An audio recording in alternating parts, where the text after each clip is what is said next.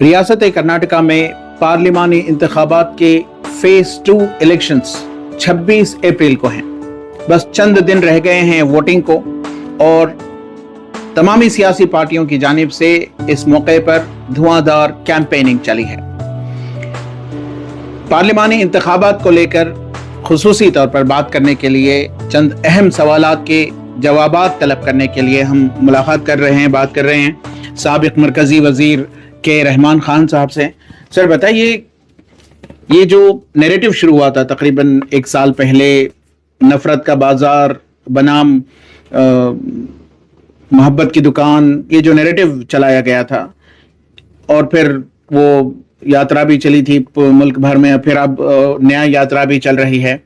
इसके बावजूद देखा यह जा रहा है कि प्राइम मिनिस्टर नरेंद्र मोदी समेत कई बीजेपी लीडरान हर दूसरी बात में हिंदू मुस्लिम ठूंसते नजर आ रहे हैं। इस तरह के शिकायत हैं।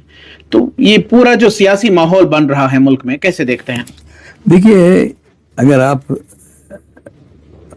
बीजेपी और हमारे प्राइम मिनिस्टर के कैंपेन को देख लें, जो आपने कहा कि यात्रा के बाद, राहुल गांधी जी की 2 यात्रा के बाद, या राहुल गांधी की पॉपुलैरिटी बहुत बढ़ गई है, क्योंकि उसको असेस नहीं कर पा रहे हैं, इसलिए कि मेन स्ट्रीम मीडिया उसको ब्लैकआउट कर दिया है, उससे कोई।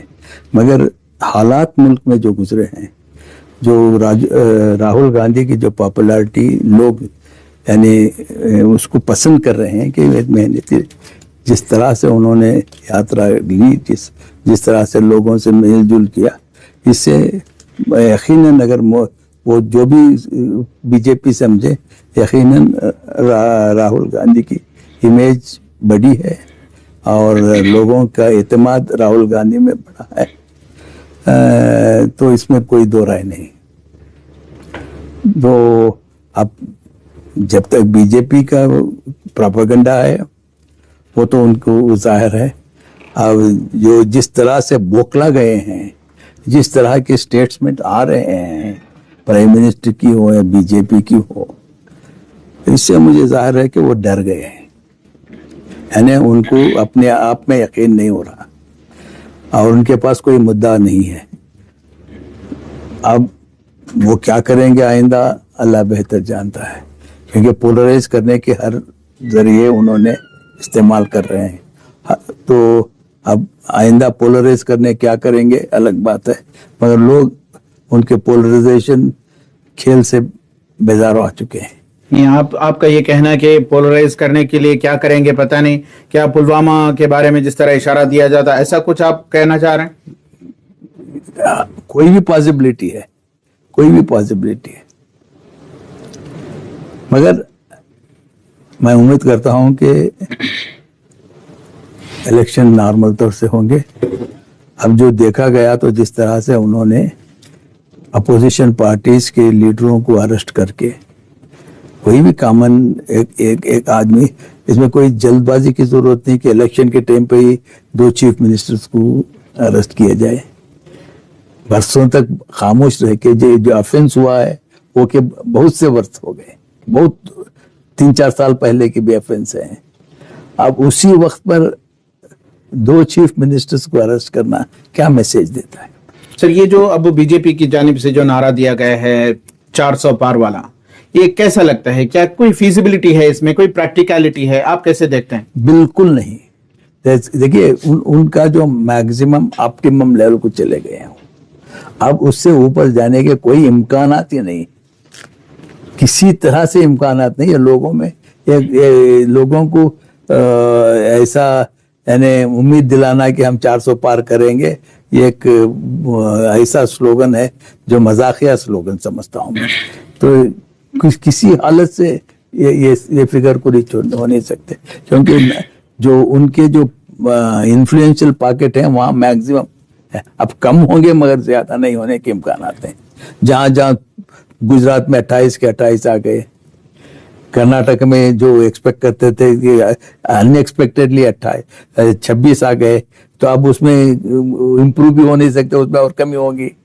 आंध्रा में कहे, तेलंगाना में कमी होगी, आंध्रा में कमी होगी, اور کہاں ہیں ان کو پاسبلٹیز کے اور اپنے سیٹس کو بڑھانے کے جو گزشتہ 19 کے الیکشن میں جو ان کے سیٹ آئے بامبے مہاراشٹر میں کم ہو جائیں گے, اسپلٹ ہو گیا وہاں پر. گجرات میں اگر وہ پورے گجرات میں بھی سیٹ میکسیمم لے لیے, اس سے زیادہ جانے سے اس سے کم ہو سکتے ہیں. تو کہاں گنجائش ہے ان کو 400 پار کی. بی جے پی لگاتار کانگریس پر حملہ ور ہے مینیفیسٹو کو لے کر, کہ پاکستان والا مینیفیسٹو ہے, مسلم لیگ کا مینیفیسٹو ہے.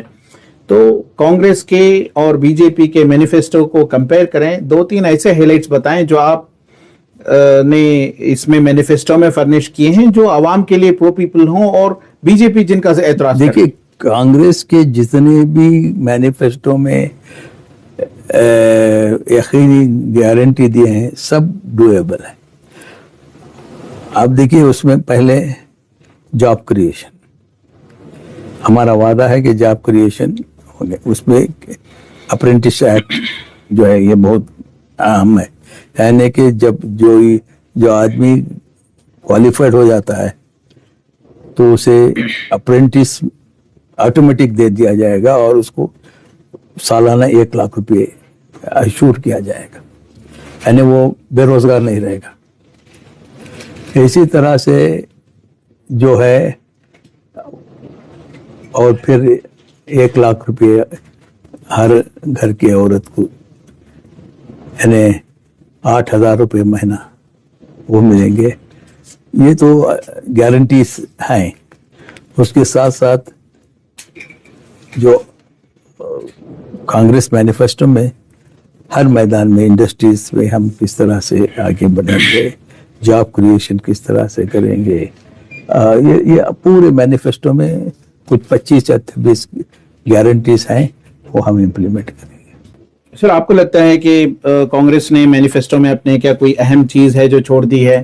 سی اے اے کو کہیں فرنش بھی نہیں کیا ہے. بی جے پی میں اہم مدعا ہے سی اے اے, لیکن کانگریس نے اس کو چھوڑ دیا. کانگریس نے چھوڑا نہیں, کانگریس کا سٹینڈ از کلیئر ہے. ہم سی اے کے اور این آر سی کے اس کے ہمارے فیور میں نہیں ہے. وہ ہمارا آلریڈی ایک سٹینڈ لے لیے ہیں, تو اس میں بار ریپیٹ کرنے کی کوئی ضرورت محسوس نہیں ہے. اور جو کانگریس کا مینیفیسٹو بنا ہے سوچ سمجھ کے, جیسا کہ یہ انپٹس لیا گیا ہے. یہ جو راہل گاندھی کی یاترا تھی,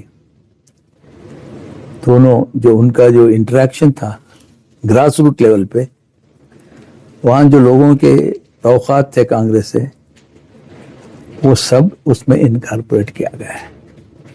کانگریس کا مینیفیسٹو ایک ایسا مینیفیسٹو بنا ہے جو 5 مہینے لگاتار انٹریکشن کی, سارے ملک میں انٹریکشن کر کے بنایا گیا مینیفیسٹو ہے. تو ہر طبقات کے اس میں ایڈریس کیا گیا ہے. سر ایک اہم سوال, یہ دیکھا جاتا ہے کہ چاہے ڈی مونیٹائزیشن ہو یا پھر ان سائنٹیفک جس کو کہا گیا, لاک ڈاؤن نافذ کیا گیا کووڈ کے ٹائم پر, اور اس کے بعد پھر ڈی مونیٹائزیشن ہے اور کئی الیکٹورل بانڈز ہیں, کئی ایسے قوانین B J P government Modi کے اقتدار میں لاتی گئی جنہیں اپوزیشن نے, خاص کر کانگریس نے بھی جو ہے سیویئرلی کرٹیسائز کیا. اب کانگریس کے ایک لیڈر نے کہا تھا کہ اگر کانگریس اقتدار میں آتی ہے یا انڈیا الائنس اقتدار میں آتا ہے تو مودی کو پروسیکیوٹ کیا جائے گا. کیا اگر یہ ان کانسٹیٹیوشنل یا اینٹی کانسٹیٹیوشنل قوانین ہیں, اینٹی پیپل پالیسی جو گورنمنٹ نے لائے ہیں جن کے متعلق کہا جاتا ہے, کیا ایسے اقدامات لیے جا سکتے ہیں کہ نریندر مودی یا پھر اس دور میں جو جن لوگوں کا ہاتھ رہا یہ لیجسلیٹ کرنے میں اس طرح کے قوانین میں, ان کو پروسیکیوٹ کیا جائے؟ دیکھیے لا آف دی لینڈ جو ہے وہ ہر ایک کو فیس کرنا پڑے گا, چاہے مودی ہو یا مودی کے دوسرے جو بھی لوگ ہو, وہ فیس کرنا پڑے گا. خاص کر یہ جو بانڈز جو ہیں یہ سب سے بڑا اسکینڈل ہے. اس میں تو ہزاروں لوگ پروسیکیوٹ ہوں گے. اس طرح سے جو ڈیمونیٹائزیشن ہوا ہے اس میں کم سے کم 3 لاکھ کروڑ کا گھپلا ہوا ہے.